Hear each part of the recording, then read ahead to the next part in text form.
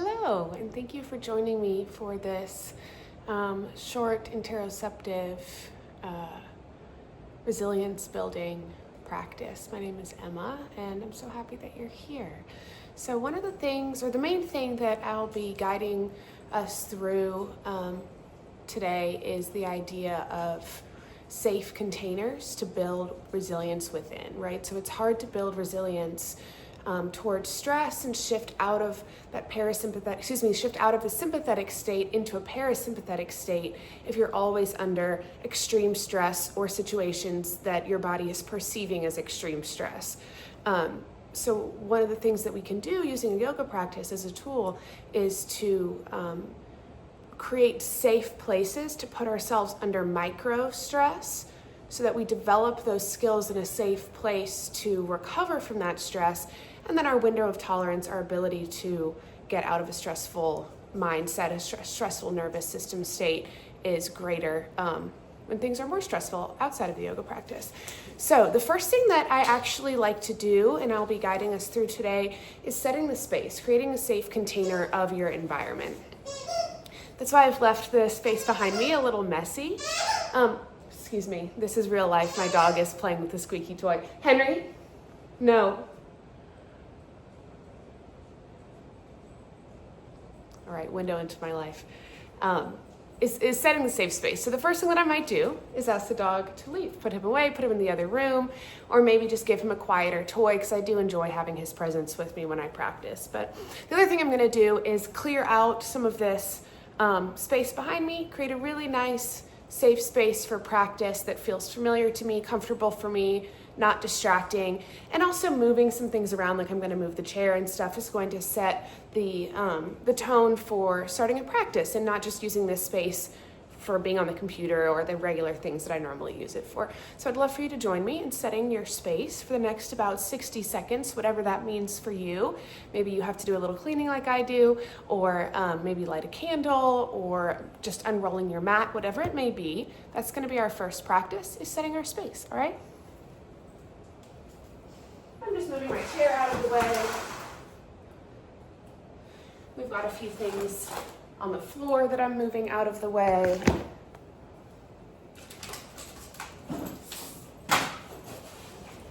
I've got my mat here that we will be using. I'd love for you to create a mat space or something like that if you can. And that's it. I'm ready. I feel that this space is different from the way that I usually use this space.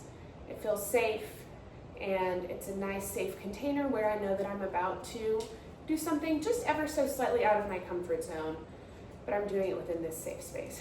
The next way that we're going to do that is using Surya Namaskar A, Sun Salutation A. So for me, this is a safe container because I've practiced it many, many times. I'm going under the assumption that we visiting or sharing this video are all in that same mindset of having Sun A be a safe container.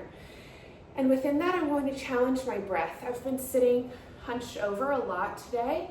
You may have been as well. So as we go through, I'm going to challenge opening the breath, opening the lungs through the safe container of Sun Salutation A, okay? So I'll be performing it to my ability. I will offer you any and all modifications to your ability. Please take it seated if you want to, take a half variation, all of the things, whatever feels like that safe container for you to then challenge your breath and create resilience of deep breathing as you go.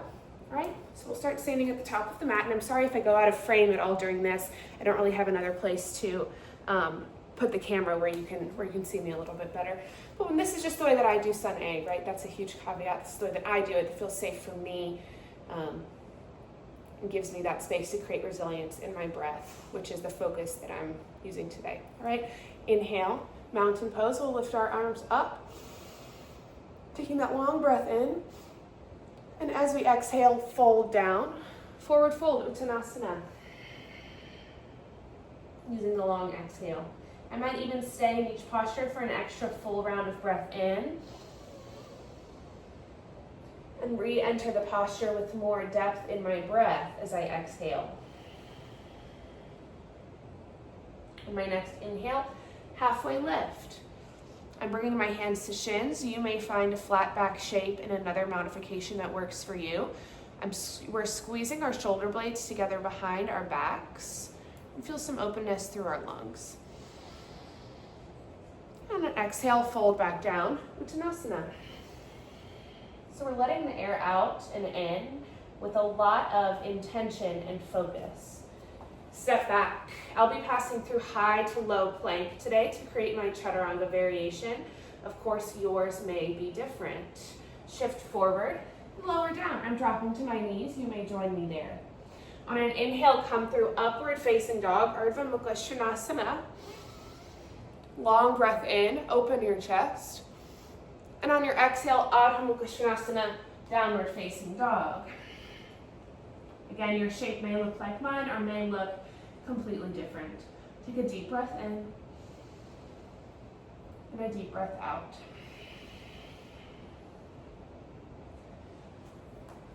Now I'll stop the video right about here. You may continue on with some sun salutation A's, challenging your breath just to be different and more intentional than it was before. And that's the challenge, that's the resilience building aspect of it, with the safe container of Sun A within the safe container of being in my home. Super, I think pretty straightforward, something we can do day to day to build resilience and increase our window of tolerance. So thank you so much, I hope you enjoyed.